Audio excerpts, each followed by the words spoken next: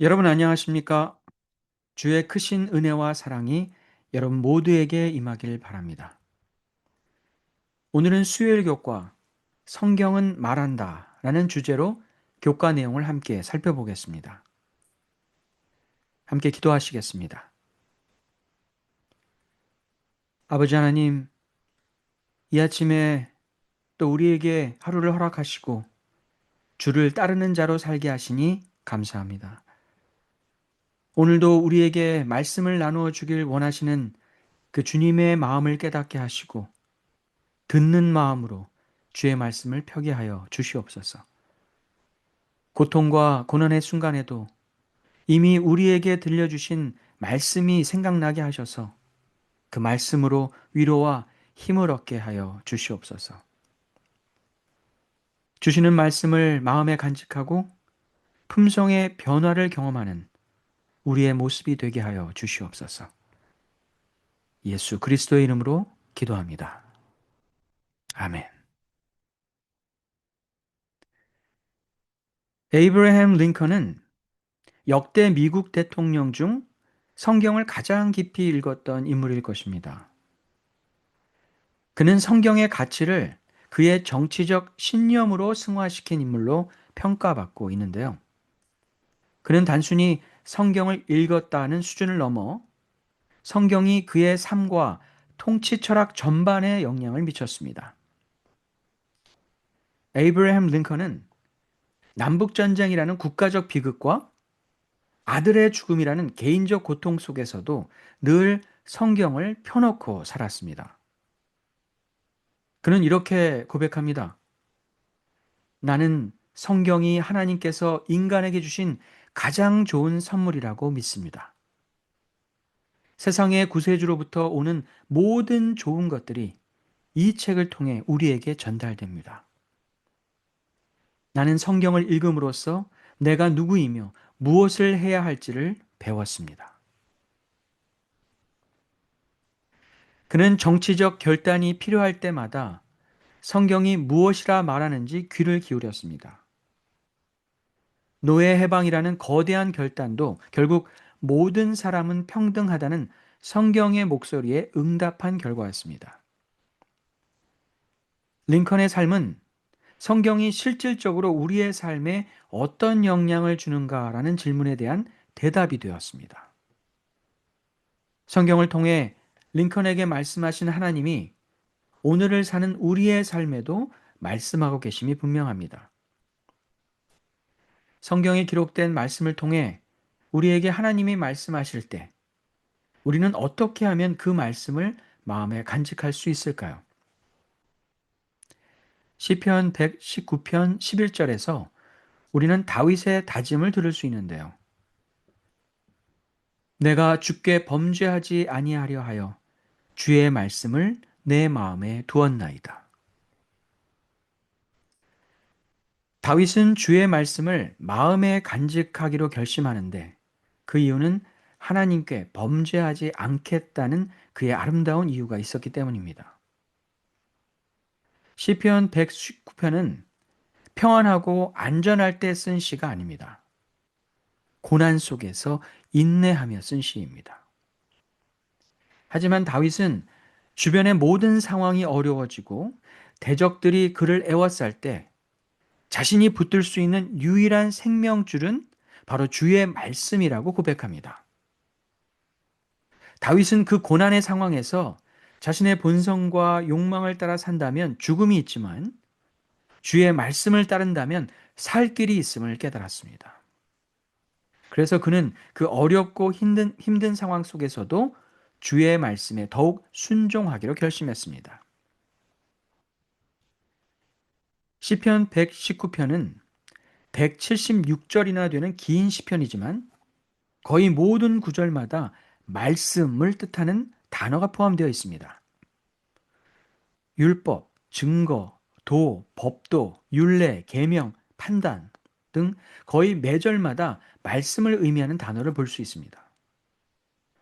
전편에 걸쳐 그는 말씀을 찬양하고 있습니다.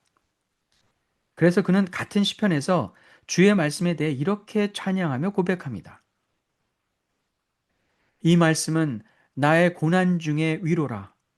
주의 말씀이 나를 살리셨기 때문이니이다. 주의 말씀은 내 발의 등이요 내 길의 빛이니이다. 다윗은 고난 중에 말씀을 붙들고 버텨냈습니다.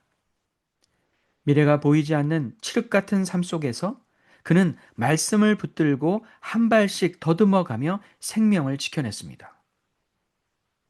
삶의 고통 중에 우리가 다시 삶을 지탱해내며 살아남을 수 있는 방법은 다윗처럼 말씀을 붙들고 말씀을 마음에 새기는 것입니다. 우리의 마음은 온갖 생각과 유혹이 드나드는 전쟁터와 같습니다. 말씀을 마음에 간직한다는 것은 마음의 문에 진리의 파수꾼을 세우는 것과 같습니다. 부정적인 생각이나 거짓된 유혹이 우리 마음에 들어올 때 우리 안에 간직된 말씀이 그것을 걸러내는 필터 역할을 할 것입니다. 말씀이 우리 마음의 필터 역할을 하는 것은 하루아침에 이루어지지 않습니다. 평안하고 안전하다 생각될 때 평소에 말씀을 읽고 배우고 마음에 쌓아두는 것이 필요합니다. 그렇게 마음에 쌓여진 말씀은 위기의 상황에, 고통의 순간에 생각나게 되고 힘과 위로가 되어 우리의 마음을 붙들어 줄 것입니다. 우리 교과책은 우리가 읽는 말씀이 하나님이 우리에게 주신 말씀이기 때문에 우리의 삶에서 반드시 그 역할을 할 것을 강조하고 있는데요. 이렇게 이야기합니다. 하나님의 말씀에 담긴 성경의 기별은 하나님께서 친히 주신 것이다. 하나님은 특별히 우리 각 사람 그리고 당신을 찾는 모든 사람을 위해 이 말씀을 주셨다. 우리가 기도하는 마음, 열린 마음으로 이 말씀을 읽을 때 그 말씀은 허지로 돌아가지 않을 것이다. 매일 우리가 펴는 주의 말씀은 우리의 상황과 형편을 잘 아시는 하나님께서 우리를 향하여 주신 말씀입니다. 우리가 이 사실을 잊지 않는다면 우리가 읽는 말씀은 우리의 삶의 현장에서 반드시 열매로 나타나게 될 것입니다. 누군가와 대화할 때 갑자기 머릿속에 떠오른 주의 말씀 때문에 기뻐하고 감사해 본 적이 있는 사람이라면 이 말의 의미가 무엇인지 알 것입니다.